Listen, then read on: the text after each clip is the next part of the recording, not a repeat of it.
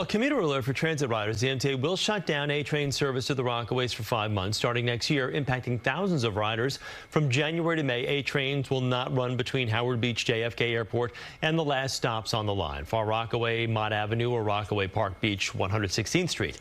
The MTA says it will be making upgrades to viaducts and bridges to help protect from future storms. Commuters we spoke with are concerned about the shutdown.